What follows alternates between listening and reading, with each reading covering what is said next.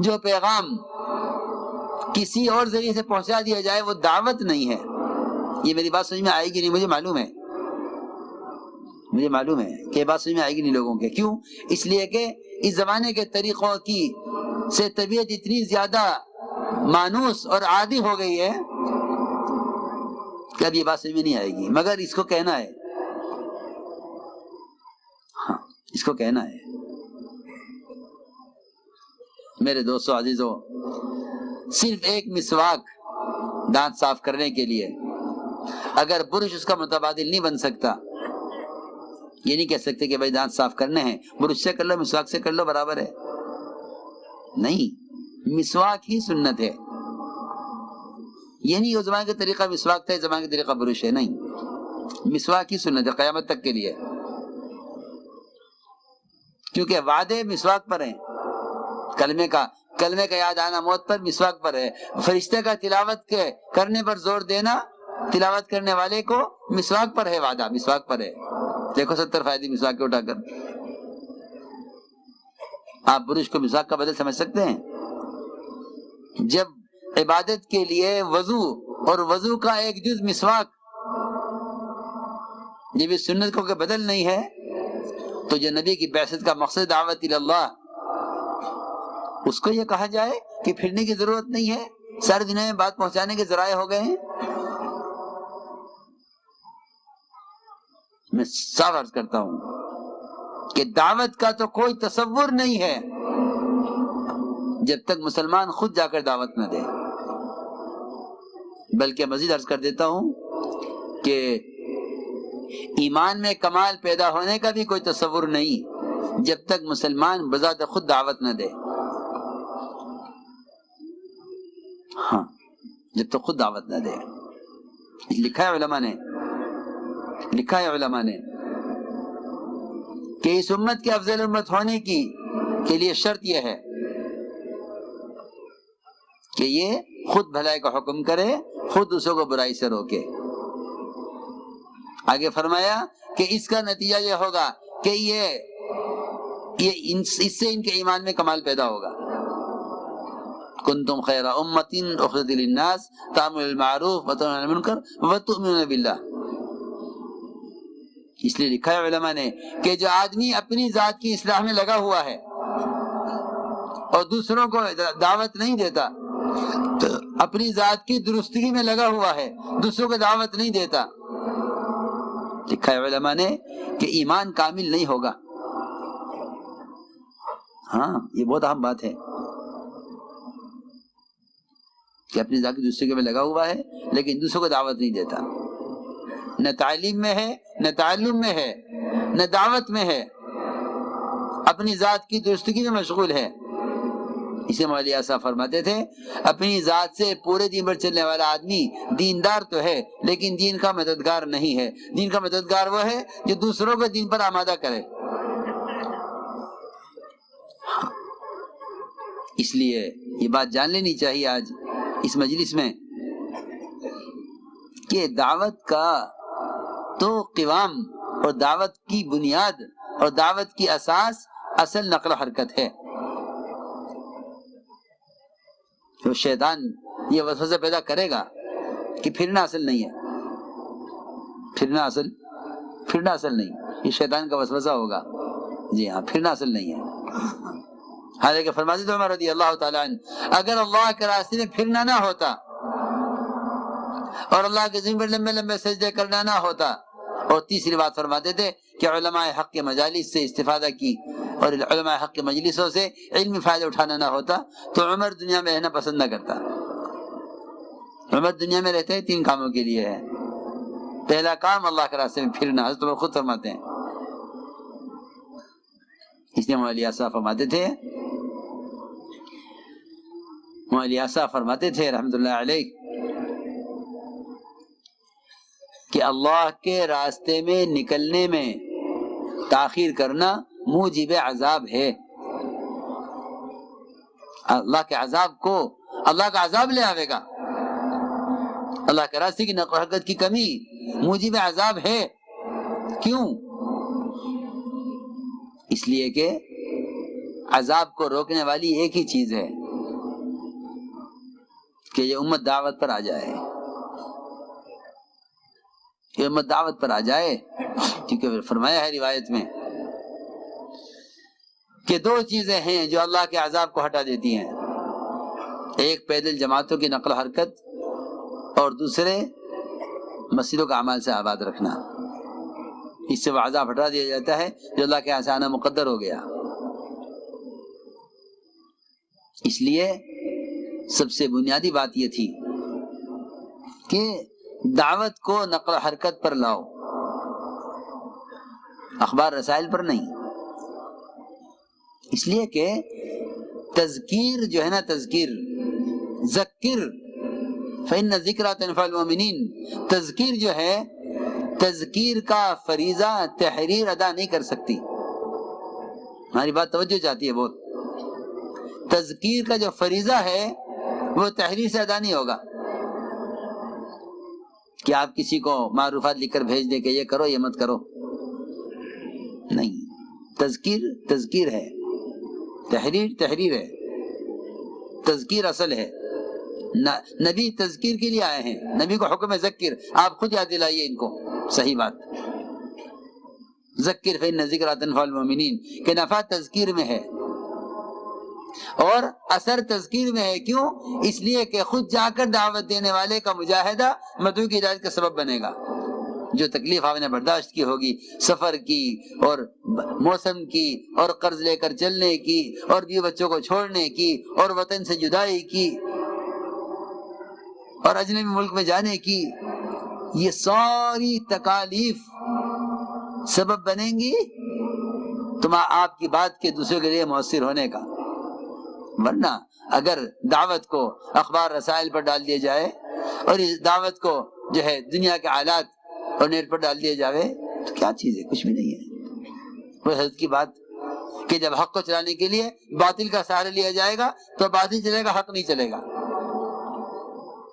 اس لیے دعوت کا قوام خروج ہے اور یہ نکلنا اللہ کے امر کی وجہ سے ہے،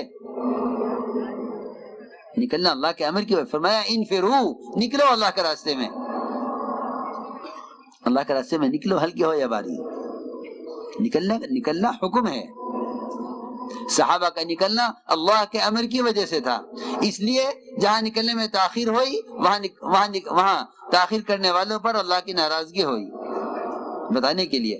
فرماتے تھے، کعب بن مالک کا واقعہ بیان کر کے فرماتے تھے کہ یہ قیامت تک آنے والی امت کو بتانے کے لیے ہے کہ اللہ کے راستے میں نکلنے میں تاخیر کرنا اللہ کی ناراضگی کا سبب ہے۔ لوگ اس کو جانتے بھی نہیں، اسے جانتے بھی نہیں، لوگ اسے جانتے بھی نہیں ہیں اور کوئی کہنے والا بھی نہیں ہے۔ موسیٰ کے بیانات پڑھا کرو، اس سے معلوم ہوگا دعوت کیا ہے۔ فرماتے تھے اللہ کے راستے میں نکلنے میں تاخیر کرنا اللہ کے رسول کی ناراضگی کا سبب ہے، اور ہمیں سیرت میں اس سے بڑا ناراضگی کا سبب اور کوئی نہیں ملا جتنا اللہ کے راستے میں نکلنے میں تاخیر کرنے پر اللہ کے نبی ناراض ہوئے۔ جی ہاں، 50 راتیں ناراضگی چلی ہے، ورنہ بڑی بڑی غلطیاں ہوئی صحابہ سے، کہیں ناراضگی نہیں ملے گی۔ دیکھو، کسی نے عذر پیش کیا، قبول کر لیا، کسی نے معافی مانگی، معاف کر دیا، کسی نے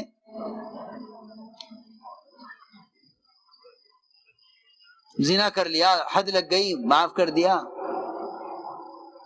جی ہاں، لیکن اللہ کے راستے میں نکلنے میں تاخیر، اس کی ناراضگی کو 50 راتیں چلایا لمبا، تاکہ قیامت تک آنے والی امت سمجھ لے کہ اللہ کے راستے میں نکلنے میں بلا عذر تاخیر کرنا یہ اللہ کی ناراضگی کا سبب ہے۔ اور صحابہ کو آزار میں نکالا گیا تاکہ امت یہ نہ سمجھے کہ جو آدمی معذور ہے وہ خوش رہے، کہ نہیں، صحابہ جو معذور ہوتے تھے وہ غمگین رہتے تھے۔ اللہ نے قرآن میں ان کے غم کی کیفیت بیان کی ہے۔ اللہ اکبر، جن کے پاس خرچ کرنے کو نہیں تھا اللہ نے ان کا حال قرآن میں بیان کیا ہے، جو چلنے سے معذور تھے ان کا حال قرآن میں بیان کیا ہے۔ لیکن دور صحابہ میں ایک صحابی بھی کوئی ایسا ثابت نہیں کر سکتا کہ جو نقل و حرکت پر نہ ہو، کیونکہ اس زمانے کے مسلمان یہ سمجھتے ہیں کہ صحابہ کے نکلنے کا مقصد صرف قتال کرنا تھا، اور قتال اس زمانے میں ہے نہیں، اور دین کے پھیلانے کے بہت اسباب ہو گئے ہیں۔ جی ہاں، یہ سب بے عقلی کی سوچ ہے، ایسا نہیں ہے، بلکہ صحابہ کی نقل و حرکت کا اور خروج کا اصل مقصد امت کو جہالت سے، گمراہی سے نکالنا تھا۔ ان کی نقل و حرکت میں ان کے احسانات، ان کی نقل و حرکت میں ان کی سخاوتیں، ان کی نقل و حرکت میں جان لینے والوں کے ساتھ اکرام اور احسان کا معاملہ، اس نے اسلام کا تعارف کرایا ہے، اس نے اسلام کو سمجھایا اسلام کیا ہے۔ اس لیے ہم عرض کرتے ہیں کہ خروج اور نفر یہ دعوت کا اصل قوام ہے، اس کے بغیر دعوت کا کوئی تصور نہیں ہے۔ جتنی بھی شکلیں خروج کے علاوہ، جتنی شکلیں خروج کے علاوہ دین کی باتوں کے پھیلانے کی بنی ہوئی ہیں، وہ ساری شکلیں خلاف سنت ہونے کی وجہ سے بے اثر ہیں۔ میں عرض کر چکا ہوں کہ صرف دو سبب ہیں دین کے پھیلنے کے، ایک علماء حق کی صحبت اور ان کی مجلسیں، مدارس کا اور علماء کی مجلسوں کا ماحول، اور دوسرے اللہ کے راستے کا خروج۔ مدینے میں یہ ماحول تھا، اور نقل حرکت کے ذریعے اس ماحول کو دنیا میں پھیلایا گیا ہے، پہنچایا گیا ہے۔ ورنہ صحابہ کرام میدان قتال میں فوجوں کے سامنے کھڑے ہو کر جرجہ کو خالی دعوت دی، وہ پوری فوج کا سپہ سالار تھا۔ بات کرنا چاہتا ہوں میدان قتال میں، اس لیے امام حنیفہ رحمۃ اللہ کے نزدیک تو میدان قتال میں بھی دعوت دینا مستحب ہے۔ جب دعوت واجبہ دے چکا ہو تب بھی میدان قتال میں دعوت دو۔ ہم اب بھی کہتے ہیں اسلام لے آؤ، اسلام لے آؤ۔ ہم نہ ملک چاہتے ہیں، نہ مال چاہتے ہیں، کچھ نہیں چاہتے، ہم چاہتے ہیں تم جہنم سے بچ جاؤ۔ میدان قتال میں دعوت دینے کا مطلب یہ تھا کہ ہم تمہیں قتل کرنے کے لیے آئے ہیں، ہم تمہاری ہدایت کے لیے، ہم تمہاری ہدایت چاہتے ہیں۔ جن کو صحابہ کرام میدان قتال میں دعوت دیتے تھے اور وہاں تیار نہیں ہوتے تھے، اور اگر ان کو قتل کرنے لگتے تو صحابہ انہیں امن دے کر ان کو قتل سے محفوظ کرتے، اپنے ساتھ ماحول میں لے آتے۔ دیکھو تو صحیح، جی ہاں، یہ عجیب بات ہے۔ حکم بن کیسان کو جب قتل کیا جانے لگا، اسلام سے انکار کیا انہوں نے کہ اسلام لے آؤ ورنہ تلوار ہے، کہ نہیں اسلام قبول نہیں کروں گا۔ حضرت مقداد رضی اللہ تعالی عنہ نے حکم بن کیسان کو امن دے دی تاکہ کوئی اس کو قتل نہ کر سکے۔ سنو، سارے صحابہ ایک طرف وہ قتل کرنا چاہتے ہیں، حضرت مقداد ایک صحابی انہیں امان دے دی۔ اس زمانے میں مسلمانوں میں ایسی اجتماعیت تھی، مسلمانوں کے درمیان ایسی اجتماعیت تھی، اس زمانے میں مسلمانوں میں ایسی اجتماعیت تھی کہ اگر ایک مسلمان ایک مشرک کو امان دے دے تو وہ مشرک سارے مسلمانوں کے درمیان محفوظ ہو جاتا تھا، مامون ہو جاتا تھا۔ اس زمانے میں مسلمانوں کے افتراق یہ ہے کہ اگر ایک مسلمان کو مسلمان ایک جماعت معاف کر دے تو دوسری جماعت معاف نہیں کرے گی۔ سنو میں کیا کہہ رہا، اس زمانے میں مسلمانوں کے افتراق یہ ہے اگر ایک مسلمان کو ایک جماعت معاف کر دے گی دوسری جماعت معاف نہیں کرے گی۔ اور وہاں صحابہ میں ایسی اجتماعیت تھی کہ اگر ایک مشرک کو سب قتل کرنا چاہتے ہیں لیکن ایک مسلمان ایک مشرک کو امان دے دے تو ایک مسلمان کا امان سارے مسلمانوں کی طرف سے امان سمجھا جاتا تھا۔ یہ ابوبکر صدیق کا دیا کہ بیان میں خطبے میں ہے کہ مسلمانوں کی ایسی اجتماعیت ہو کہ اگر مسلمانوں میں سے ایک ادنا مسلمان، ایک کمزور ترین مسلمان کسی کافر کو امان دے دے تو یہ سب کے درمیان معمول ہونا چاہیے۔ لے گئے امان دے کر، کیا کہ رسول اللہ اسے لوگ قتل کر رہے تھے، میں امان دے کر لے آیا ہوں، اپنی قوم کا سردار ہے، آپ دعوت دیں۔ آپ لے کر بیٹھے مسجد میں، سمجھاتے رہے تھک گئے آپ کوشش کرتے کرتے۔ حضرت عمر کو رحم آیا آپ پر، حضرت عمر نے کہا اسے میرے حوالے کیجیے، میں اسے قتل کروں، اس کا ٹھکانہ جہنم میں ہے۔ فرمایا نہیں عمر، غلط بات ہے۔ حضرت فرماتے ہیں آپ میری طرف دیکھا بھی نہیں، اعراض کیا مجھ سے۔ میں بھی سوچ میں پڑ گیا کہ عمر تو کیوں بولا تھا، مگر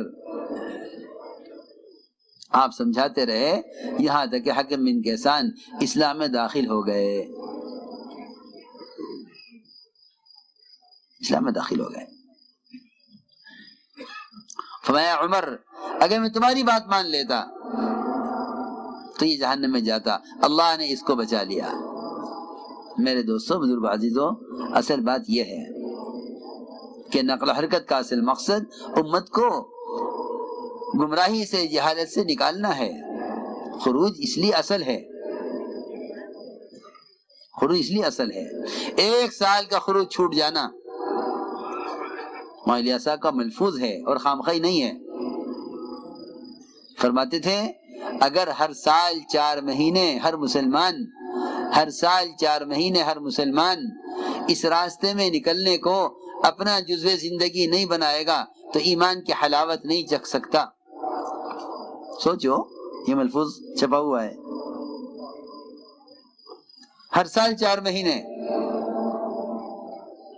اگر ہر سال 4 مہینے اللہ کے راستے میں نکلنے کو اپنا جزو زندگی نہیں بناتا تو ایمان کی حلاوت نہیں چکھ سکتا۔